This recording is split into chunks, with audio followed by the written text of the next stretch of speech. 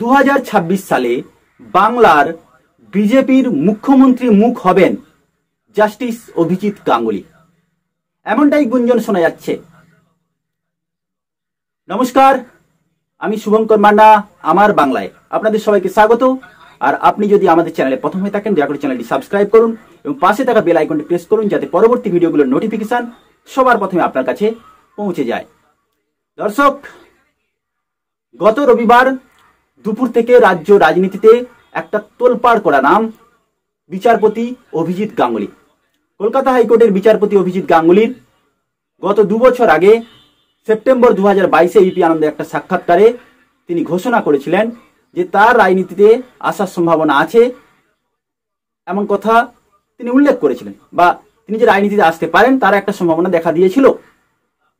কিন্তু গত রবিবার ইপি আনন্দের সাক্ষাৎকারে তিনি পরিষ্কার করে দিয়েছেন যে রাজনীতিতে পদার্পণ করছেন, অর্থাৎ বৃহত্তর মানুষের স্বার্থে তিনি রাজনীতিতে যোগদান করছেন।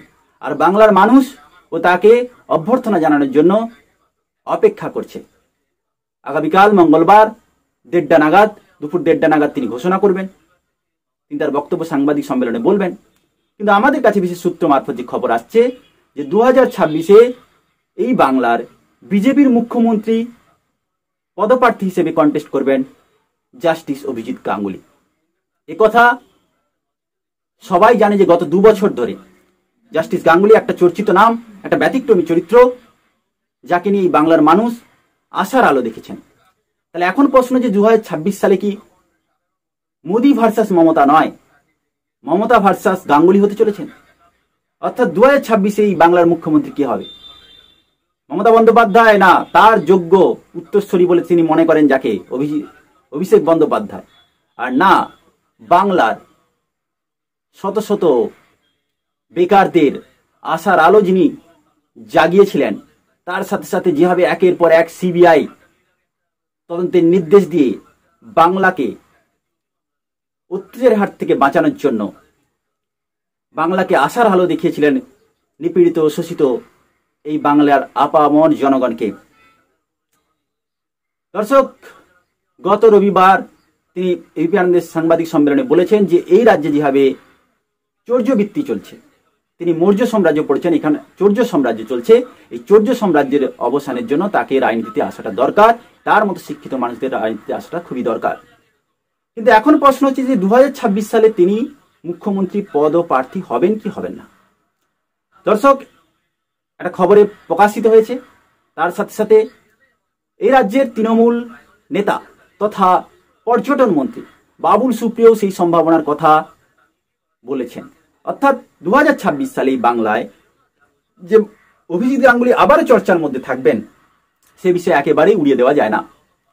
তবে হ্যাঁ, যেভাবে শাহজাহানের মতো লোকেরা এই বাংলায় দাপট দেখাচ্ছে, যেভাবে গুন্ডা মাফিয়ারা এই রাজ্যটাকে দখল করে নিয়েছে, ধর্ষক থেকে শুরু করে তোলাবাজরা এবং সমাজের প্রত্যন্ত স্তরে প্রত্যেকটা স্তরে প্রত্যেকটা অ্যাডমিনিস্ট্রেটিভে যেভাবে চৌর্যবৃত্তির লোকেরা ঢুকে পড়েছে, যেভাবে নেতারা গুন্ডা মস্তানে ভরে গেছে, সুতরাং শিক্ষিত মানুষদের আসাটা খুবই জরুরি। আর সেখানে যদি অন্য কেউ মুখ্যমন্ত্রী হওয়ার জায়গায় অভিজিৎ গাঙ্গুলির মতো মানুষ মুখ্যমন্ত্রী হিসেবে পদপ্রার্থী হয়, সেটাই বাংলার জন্য অবশ্যই শুভকর হবে। কারণ অভিজিৎ গাঙ্গুলি যথেষ্ট ভদ্র, সভ্য, সৎ মানুষ নামে পরিচিত। সব থেকে বড় কথা, তিনি লড়াকু নেতা, তিনি লড়তে জানেন। আর সব থেকে বড় কথা, অন্যায়ের বিরুদ্ধে লড়তে জানেন এবং মানুষকে ন্যায় পাওয়া দেওয়ার জন্য বদ্ধপরিকর। এখন দরকার যে রাজনৈতিক ব্যক্তিত্ব হওয়া আর বিচারক হওয়া দুটো সম্পূর্ণ দুই মেরুর কথা। বিচারকের আসনে বসে বিচার করা বা ন্যায় পাইয়ে দেওয়া, আর রাজনীতিতে এসে, কারণ প্রত্যেকটা রাজনৈতিক দলের কোনো না কোনো 2 নম্বরই কেস, কোনো না কোনো দুষ্কর্ম লুকিয়ে থাকে। এখন রাজনীতিতে এসে কিভাবে তিনি নিজেকে মানিয়ে নেন, বা এক কথায় বলা যায় রাজনীতিতে অভিজিৎ গাঙ্গুলির মতো মানুষ টিকে থাকতে পারবেন কিনা, এটা নিয়ে অনেকে প্রশ্ন করতে পারে। কিন্তু যেভাবে তিনি গত 2 বছর ধরে রাজনৈতিক চর্চার বিষয়বস্তু হয়ে আছেন, মিডিয়ার ফোকাসে রয়েছেন, আমার মনে হয় তার সেই অভিজ্ঞতা রয়েছে কিভাবে রাজনীতিতেও তিনি নিজেকে প্রমাণ করবেন। আর সব থেকে বড় কথা, তিনি যেভাবে বাংলায় দুর্নীতি উৎখাত করার ডাক দিয়েছেন, আমার মনে হয় সেটাও হয়তো সময় বলবে। তবে এটাতে হয়তো অনেকের কষ্ট হতে পারে, যেভাবে এই রাজ্যের শুভেন্দু অধিকারী থেকে শুরু করে সুকান্ত মজুমদাররা চালাচ্ছেন, সেখানে হয়তো তাদের জায়গায় হয়তো অভিজিৎ গাঙ্গুলির মতো মানুষ আসবে। এবং সব থেকে বড় কথা যে বিজেপি এই নরেন্দ্র মোদী থেকে শুরু করে অমিত শাহরা বাংলায় একজন ভদ্রলোক খুঁজছিলেন, যাকে অ্যাটলিস্ট লড়াইয়ের মুখ হিসেবে দেখানো যায়। সেটার জন্য 2021 সালে লোকসভা বিধানসভা ভোটে অনেক চেষ্টা করেছিলেন যে সৌরভ গাঙ্গুলির মতো মানুষকে যদি বাংলার রাজনীতিতে আনা যায়। কিন্তু সৌরভ গাঙ্গুলি এমন একজন ব্যক্তিত্ব যিনি বামপন্থী ঘেঁষা, বামপন্থীদের খুব কাছের মানুষ ছিলেন, তারপরে তৃণমূল কংগ্রেসের খুব কাছের মানুষ ছিলেন এবং বিজেপিরও খুব কাছের মানুষ ছিলেন। আলটিমেটলি তিনি নিজের আখেরটি ভালো করে বুঝিয়ে নিয়েছেন, বাংলার মানুষের জন্য কিছু করেননি বা দেননি। এখন দেখার অভিজিৎ গাঙ্গুলি কিন্তু সৌরভ গাঙ্গুলি নয়। অভিজিৎ গাঙ্গুলি কিন্তু সৌরভ গাঙ্গুলি নন, ইনি সৌরভ গাঙ্গুলির উল্টো পথে চলছেন। তিনি তার আগস্ট মাসে রিটায়ার ছিল, সেই আগস্ট মাসের আগেই তিনি আগামীকাল হাইকোর্টের প্রধান বিচারপতি, সুপ্রিম কোর্ট এবং রাষ্ট্রপতিকে তার পদত্যাগপত্র পাঠিয়ে দেবেন। অর্থাৎ লড়াইয়ের ময়দানে তিনি নামছেন, এটা ঘোষণাও করে দিয়েছেন। সুতরাং তার লড়াই করার মতো ক্ষমতা আছে এবং তিনি দেখতে চান বাংলায় একজন সাহিত্যপ্রিয় মানুষ। তার থেকেও বড় কথা, তিনি লড়াইটা জানেন, লড়াইটা করবেন, সংগঠনও বোঝেন। আমার মনে হয় তিনি ভবিষ্যতেও বাংলাকে পথ দেখাতে পারবেন। তবে যেভাবে বাবুল সুপ্রিয় বলেছেন যে আসল অভিজিৎ গাঙ্গুলির লক্ষ্য এই লোকসভা কেন্দ্রে টিকিট পাওয়া বা দাঁড়ানো নয়, উনার আসল লক্ষ্য হচ্ছে মুখ্যমন্ত্রী হওয়ার এই রাজ্যে, এবং সেটা উনি হয়ে দেখাবেন।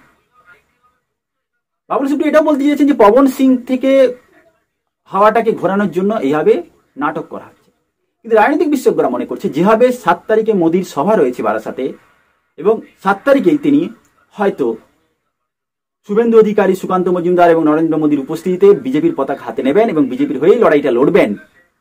আর তার আগে ভাগেই তিনি যেভাবে সোমবার আজকে তার কর্মজীবনের সমাপ্তি ঘোষণা করলেন এবং আগামীকাল তিনি পদত্যাগপত্র রাষ্ট্রপতিকে পাঠাবেন। সুতরাং 7 তারিখের আগে আগে হওয়া এটুকু তো পরিষ্কার যে এটা 1-2 দিনের ঘটনা নয়, এটা বহু পরিকল্পিত।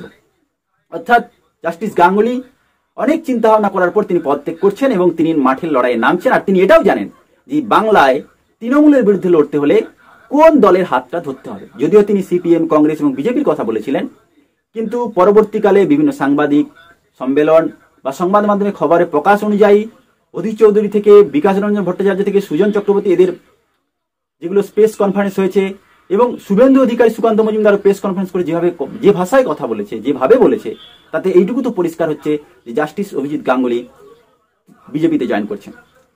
এবং এটাও পরিষ্কার হয়ে যাচ্ছে যে জানা যাচ্ছে বিশেষ সূত্র মারফত যে তিনি তমলুকে কন্টেস্ট করবেন। এই তো পূর্ব মেদিনীপুর জেলার তমলুক লোকসভা কেন্দ্র থেকে বিজেপির হয়ে কন্টেস্ট করবেন। তবে এটাও ঠিক যে জাস্টিস গাঙ্গুলি একটা সৎ, নিষ্ঠাবান চরিত্র এবং লড়াকু চরিত্র। সুতরাং তিনি এখন দেখার যে বাংলায় কিভাবে আলোর পথ দেখান। তবে লড়াইটা কিন্তু সমানে সমানে হবে। যেভাবে জাস্টিস গাঙ্গুলি বাংলায় বেকারদের আশা দেখিয়েছিলেন, যেভাবে বিচারের আশা দেখিয়েছিলেন, এখন দেখার বাংলায় কতটা মানুষের মনের মধ্যে আশা যোগান। কারণ বিচারকের আসনে যারা মামলা করে তাদের সঙ্গে কথা বলা, তাদের সঙ্গে লড়াই করা, তাদের সঙ্গে আলাপ আলোচনা করা, আর রাজনীতির ময়দান খোলা মাঠ, এই খোলা মাঠের মজাই কুছ আলাদা। তো জাস্টিস গাঙ্গুলির সঙ্গে আমি কয়েকটা পার্সোনাল যদি বলি, জাস্টিস গাঙ্গুলি, অভিজিৎ গাঙ্গুলি ইনার নাম, যাকে অভিজিৎ গঙ্গোপাধ্যায় ইনার নাম, এনাকে অভিজিৎ গাঙ্গুলি বলে ডাকেন। ইনা 1962 সালে ইনার জন্ম, হিন্দু ধর্ম, বিবাহিত, হাজরা ল কলেজ থেকে ইনি পাস করেছেন। এনার বাবার নাম হচ্ছে রমাপ্রসাদ গাঙ্গুলি আর মায়ের নাম হচ্ছে শ্রীমতী শেফালি গাঙ্গুলি। আর ওনার একজন দাদা রয়েছে যার নাম আদিত্য গাঙ্গুলি। মিত্র ইনস্টিটিউশন জানেন আপনারা, মিত্র ইনস্টিটিউশন থেকে স্কুল জীবনে শেষ করেছিলেন এবং 1979 সালে হাজরা ল কলেজ থেকে পাস করেন।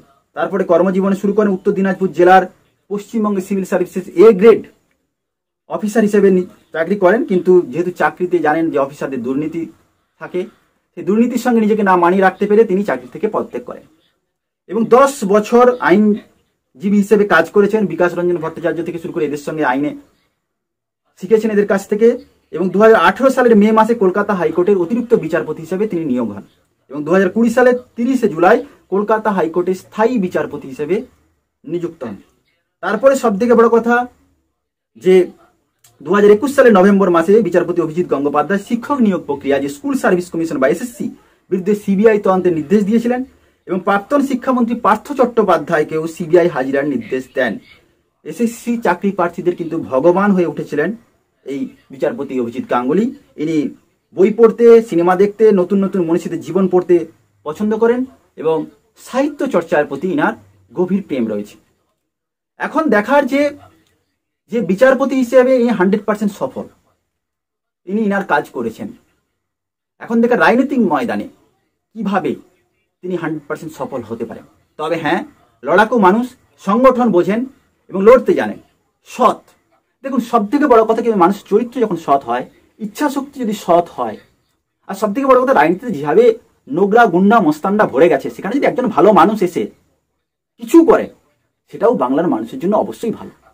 এখন দেখার বাংলার 9 কোটি মানুষ অপেক্ষায় আছে যে 2026 সালে এই জাস্টিস গাঙ্গুলি বাংলার মুখ্যমন্ত্রী পদপ্রার্থী হন কিনা, বিজেপির টিকিটে লড়েন কিনা, আর মমতার অপোজিশনের বিরুদ্ধে একটা প্রতিবাদী চরিত্র হয়ে উঠতে পারেন কিনা।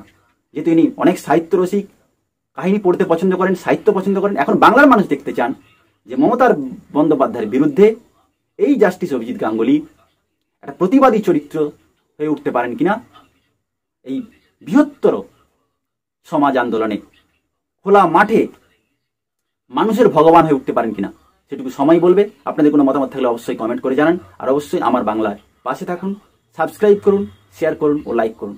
ধন্যবাদ।